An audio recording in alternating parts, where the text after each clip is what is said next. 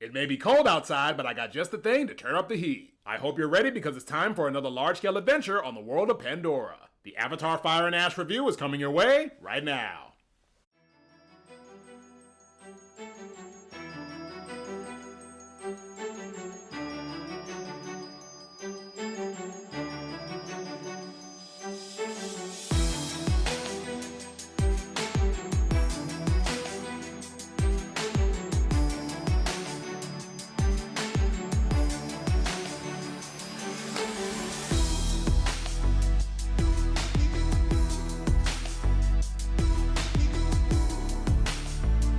Natika Mea, everybody, and welcome to the latest edition of the Porter Report. My name is BJ Porter, and I hope everybody is having an amazing day today. For all of my returning viewers, it is wonderful to see you all again, and for all my first timers out there, welcome, and we hope you enjoy everything that this video and channel has to offer. Christmas is just around the corner, and I know all of you guys are just as excited as I am. But before we get to the most joyous time of the year, I figured I would give you guys an early Christmas gift in the form of a very huge Porter Report movie review. This segment allows me to express my thoughts and opinions about the movies that I see and enjoy, and those of you do as well. It might be an understatement that this could potentially be one of the biggest movies I cover on the channel this year. It's been quite a while since we've traveled to the world of Pandora, but I have a feeling that this trip is going to absolutely bring a different type of heat to this large-scale epic franchise. Today, I'm giving you guys the official review for Avatar Fire and Ash, directed by James Cameron, and starring Academy Award winner Zoe Saldana, Sam Worthington, Sigourney Weaver, Kate Winslet, Cliff Curtis, Trinity Jolie Bliss, Jack Champion, Bailey Bass, Britton Dalton, David Thewlis, Stephen Lang, and Una Chaplin. I don't think there is a film series in modern blockbuster filmmaking that has a story as unique as the Avatar franchise. Conceived as a concept based on Cameron's own dreams and inspirations, the idea grew into arguably one of his most ambitious cinematic undertakings. Which is crazy to consider given this man's incredible body of work. When the first Avatar movie was released in December of 2009, it was truly the definition of a cinematic experience. Its breathtakingly jaw-dropping visuals coupled with its epic large-scale action set pieces made this a film that begged to be seen on the biggest screen possible. It wasn't long after that Cameron decided he wanted to expand the world of mythology through new films. Cameron has always been a big advocate for delivering films that push the boundaries of filmmaking as a whole. That, of course, requires technology to advance in a way to allow for that type of innovation. In the case of Avatar, it took technology quite a while to evolve in a way that allowed for Cameron to showcase these films in a way they were meant to. For context, the next installment saw major delays before its eventual release in December of 2022. That installment, Avatar: The Way of Water, was highly anticipated, but many were unsure if it would create the same demand or draw, given the 13-year gap between it and its predecessor. Well, $2.3 billion later, I think it's safe to say that this franchise has a strong following and staying power within the cinematic landscape. Fast forward to now, and Cameron is ready to deliver the next installment of his epic saga in an entry that is set to test the characters in unimaginable ways and take things in a direction that audiences are not expecting. With new clans and new dangers on the horizon, what this new chapter in the Avatar franchise has in store for us is still a question that is yet to be answered. So if you're ready to find those answers, let's dive in and light the fires of this new frontier. Here's the Porter Report movie review for Avatar Fire and Ash.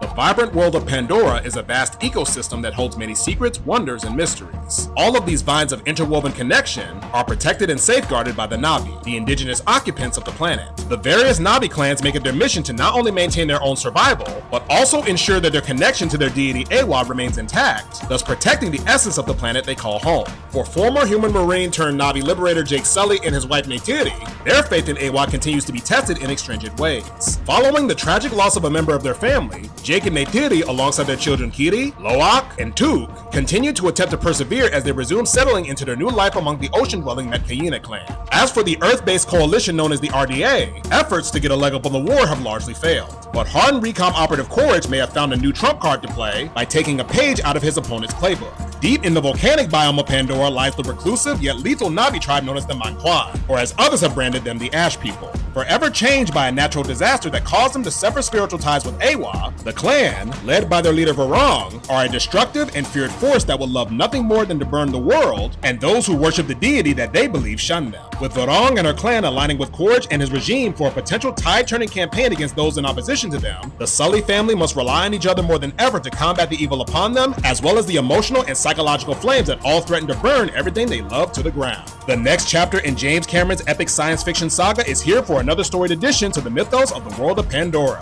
Following the events of Avatar: The Way of Water, the explosive yet expansive continuation known as Fire and Ash puts the characters we know and love in one of their biggest battles yet, in an installment that will forever change the trajectory of the franchise as we know it. After witnessing the inferno that was this cinematic journey, Avatar: Fire and Ash is a non-stop spectacle, which is both its greatest strength and also its weakness in a few instances throughout. The Avatar franchise is no stranger to delivering the type of visual buffet that begs to be seen on the big screen. Luckily, there is more that it offers for those who are looking for more than just pretty visuals. Its characters and the trials and tribulations they face make for an experience that allows you to be invested in whatever they are going through. Avatar: The Way of Water brought the franchise back in a way that proved that it was more than just a one-hit wonder, but it was what came next that was going to be the determining factor as to how much longevity the series would have moving forward. Avatar: Fire and Ash picks up the story mere weeks after the 2022 preceding chapter and delivers an installment that is emotionally charged in terms of its character drama and development, but also laced with genuine tension and brutality that fills the viewer with anxiety in the best way possible. Part of the credit goes to the ensemble, who truly bring their A game in every scene. In case you needed a reminder as to why Zoe Saldana is more than deserving of her recent Oscar, this film should be further proof that she is an absolute force no matter what role she's in. Neytiri is pushed to her emotional limit as the character gets put through the ringer both physically and psychologically, even more so than what we saw in The Way of Water. This character has been such a bright light within the franchise, and Saldana elevates her performance with each installment that passes. Sam Worthington is equally great as Jake Sully this time around. The character truly feels the weight and the gravity of the responsibility he has and the stakes that are at play. His relationships are tested, especially with Neytiri, as he begins to wonder if he's the architect of everyone's suffering. Despite his struggles and self-doubt on whether or not he is truly capable of fixing the messes, he buckles down and faces the challenges head on. Worthington delivers another strong performance as Jake, adding more layers to this character as the series progresses. Moving on to Britton Dalton, he delivers a top-notch performance in his sophomore outing as Loak, as we truly see how the grief and guilt of the events of The Way of Water affect him. Loak is notorious for going against the grain, which puts him at odds with others, including his own family. However, it is rooted in an attempt to prove himself and to not allow others to feel isolated or alone like he does. Loak is quickly becoming a strong character within the franchise, and I'm eager to see where his journey takes him next. Additionally, Jack Champion is given even more to do in this film and was one of the more interesting elements to witness play out. The majority of the film's comedic relief came from him, and it sometimes became a bit of a distraction that bogged down the movie more times than I would have liked. However, the depth he displayed evened things out and made him a character that was worth investing in. Others, like Sigourney Weaver's Kitty, did have more questions about her place in the larger story answered, and she gets some strong character moments herself. Cliff Curtis and Kate Winslet deliver in their second outings as Tonawari and Ranal, with some effective character growth from Radko, Aonung, and Saraya after not getting much in Way of Water. Flipping over to the opposing side, Stephen Lang continues to chew up the scenery with ease as Quaritch and is genuinely enjoying every single minute of it. But the big question mark going in was how the movie was going to handle the introduction of the Ash Clan, and I think the best way to describe them is straight up tension elevators. Everything about the Manquan gives you an uneasy feeling and a sense of dread whenever they show up. How they move, how they look, and their relentless, bloodthirsty resolve on the battlefield make them such an intriguing opposing force that I believe should have been seen more. That goes double for their leader, and our fresh antagonist Barong, played by Una Chaplin. While Quaritch has his own brand of screen presence, Barong is on a whole other wavelength entirely. You are genuinely mesmerized by her, yet she brings an intensity that shows that she's a literal unhinged vessel of chaos. Chaplin is terrific in the role, and I would love nothing more than to see this character get more of a push to the forefront if the series progresses. She has the potential to be one of the most complex antagonistic forces within the series if they don't relegate her to the sideline.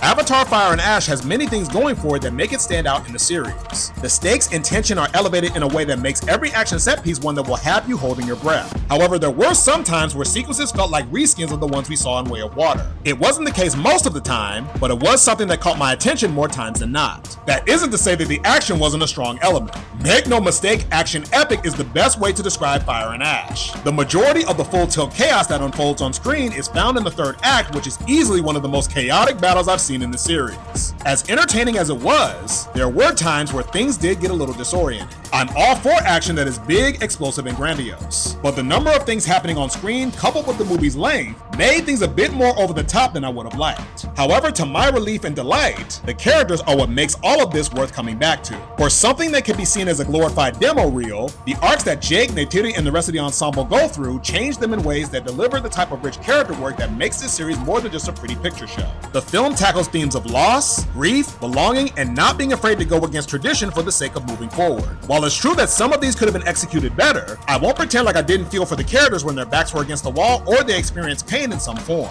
My investment in them is the main reason why these films work for me. There is a plethora of richness in the storytelling both visually and emotionally that I give full credit to Cameron for bringing to the proceedings. Where he decides to take things next will be an interesting thing to watch for sure. Overall, Avatar Fire and Ash is another standout entry in the series, despite some of its setbacks. Its emotional stakes, nail-biting tension, and bombastic, if at times disorienting action make up for the pitfalls that keep it from being better in a way that we know it's capable of. It'll be a while before we return to this vastly rich world, but this latest entry in the franchise is a full-on feast for the eyes and soul that leaves us satisfied yet craving more from this world created by one of Hollywood's most ambitious cinematic minds.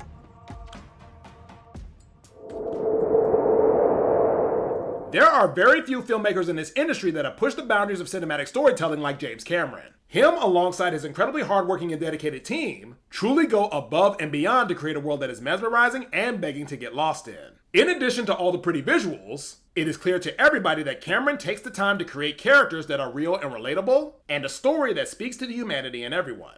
I can honestly say that after 3 of these Avatar films, that Cameron has a series that is equal parts eye candy as well as complex nuance and substance. Avatar Fire and Ash does a great job of expanding the world and mythology, while also being a story about confronting hardship, processing grief, and not being afraid to break tradition in order to move things forward. Having these types of layered themes in a film that can easily be passed off as over-the-top eye candy is what is truly going to allow this film and the series as a whole to have staying power for years to come. But overall, Avatar Fire and Ash was a spectacular experience from first frame to last frame, and I truly cannot get enough of this world or its characters, both new and old. This franchise is truly something special, and I'm always grateful for any trip to the vibrant world of Pandora. But on that note, I now want to hear from all of you guys. Sound off in the comments below your thoughts about Avatar Fire and Ash, but be mindful of anything that could potentially be seen as a spoiler. If you know somebody who you believe would get a lot out of the Avatar franchise, I highly recommend you invite them into this world to experience the wonder, the thrills, and the characters for themselves. They got plenty of time to do some catch up, because we're not supposed to get the next one until the original film's 20th anniversary. So make sure you reassure them that there is absolutely no rush. As always, keep it locked to the channel for more reviews and videos throughout the remainder of 2025 and beyond.